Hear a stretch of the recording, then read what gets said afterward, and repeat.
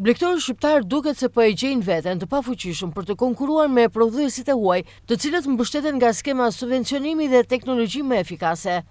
Bilanci tregtar i Shqipërisë për produktet e shportës po dëshmon një varësi gjithnjë më të theksuar nga importet jashtë vendit, sipas të dhënave të Instat, nga tregtia e jashtme, kategoria produkte bulmetore, vezët dhe mjalti, ka pësuar një rritje të fortë të vlerës së importit, duke u ngjitur nga 6.8 miliard lek në vitin 2024 në rreth 7.7 miliard lek në vitin 2025.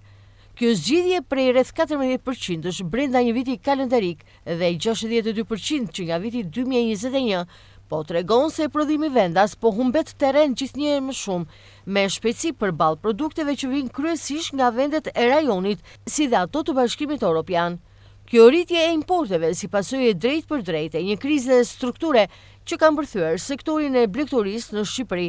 Prej vitesh, numri i krerëve në blegtori po pëson në rënje sistematike, e nxitur edhe nga braktisja e fshatit, plakja e popullsisë rurale, si dhe mungesa veçanërisht e interesit të rinjve për të trashëguar fermat familjare.